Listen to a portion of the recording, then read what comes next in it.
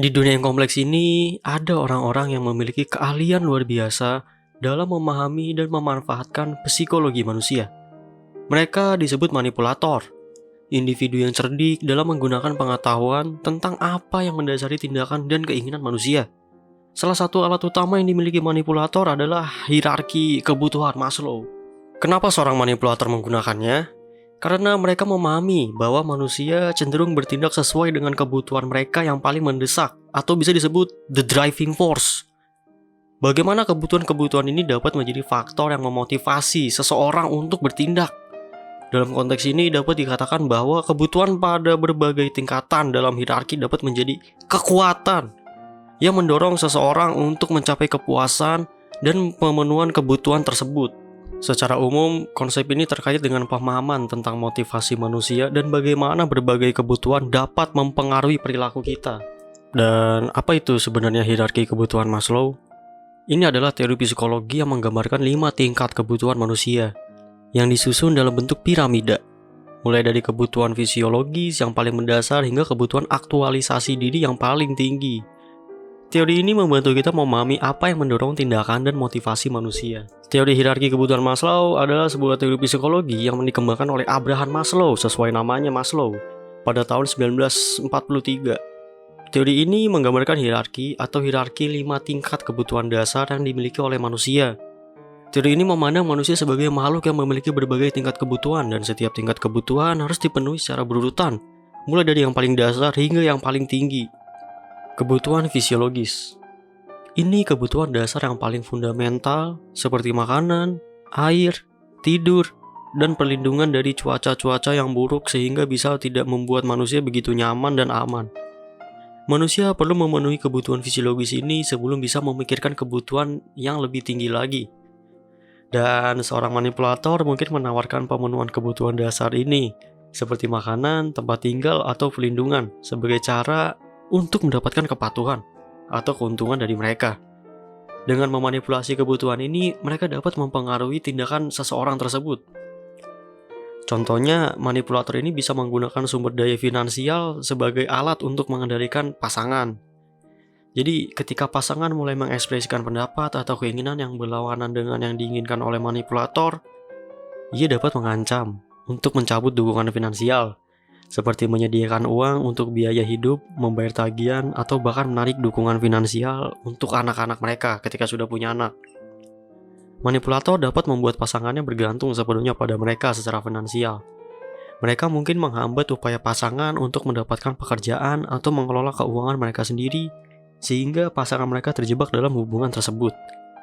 Seorang manipulator dapat menggunakan pemenuhan kebutuhan dasar seperti makanan, tempat tinggal, atau keamanan fisik sebagai imbalan atau penghargaan atas ketaatan atau tindakan yang diinginkan.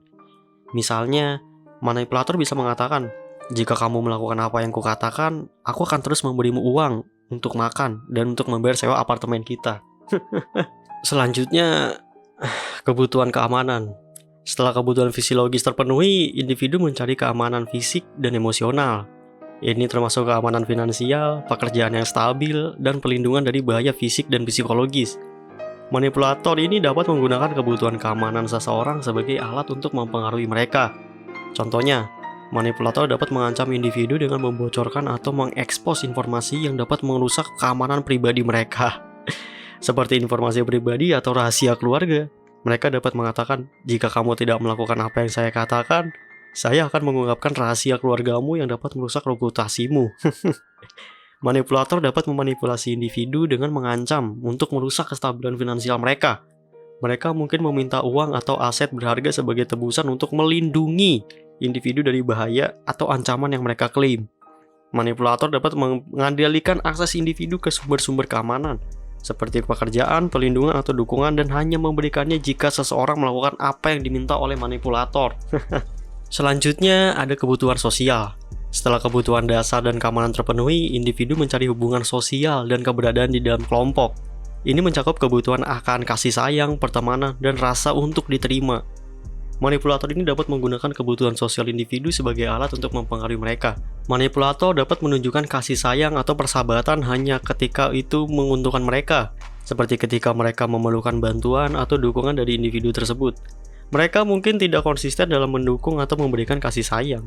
Manipulator dapat mengancam untuk menarik kasih sayang atau pertemanan mereka jika individu tidak melakukan apa yang diminta oleh manipulator. Misalnya, mereka bisa mengatakan, "Jika kamu tidak melakukan ini untukku, aku tidak akan lagi menjadi temanmu."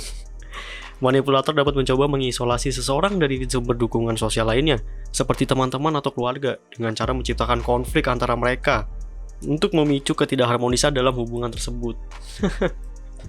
Selanjutnya ada kebutuhan penghargaan. Kebutuhan ini mencakup perasaan prestasi, penghargaan, pengakuan, dan harga diri. Seseorang ini merasa berharga dan dihargai orang lain, bukan? Dan tentunya manipulator ini dapat menggunakan kebutuhan akan penghargaan atau harga diri seseorang sebagai alat untuk mempengaruhi mereka. Sebagai contoh, manipulator dapat memberikan penghargaan atau pengakuan hanya ketika itu menguntungkan mereka atau sebagai insentif untuk mengamankan ketaatan atau tindakan yang diinginkan. Mereka mungkin tidak konsisten dalam memberikan penghargaan atau pengakuan. Manipulator dapat memanipulasi seseorang dengan merendahkan harga diri mereka atau mengancam untuk menghancurkan reputasi mereka jika seseorang tidak melakukan apa yang diminta oleh si manipulator. Manipulator dapat menggunakan janji-janji penghargaan atau pengakuan sebagai imbalan atas ketaatan atau tindakan yang diinginkan. Mereka mungkin mengatakan, "Jika kamu melakukan proyek ini untukku, aku akan memastikan kamu mendapatkan penghargaan dan pengakuan yang layak di kantor." Lalu selanjutnya ada kebutuhan aktualisasi diri. Ini adalah tingkat tertinggi dalam hierarki.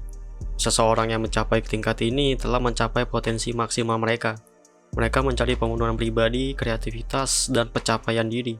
Jadi ini tingkatan yang paling tidak dibutuhkan oleh manusia sebenarnya. Karena ini udah mencakup, tanpa ini mereka masih bisa hidup. Dan tentunya manipulator ini masih bisa dapat menggunakan kebutuhan akan aktualisasi diri seseorang sebagai alat untuk mempengaruhi mereka.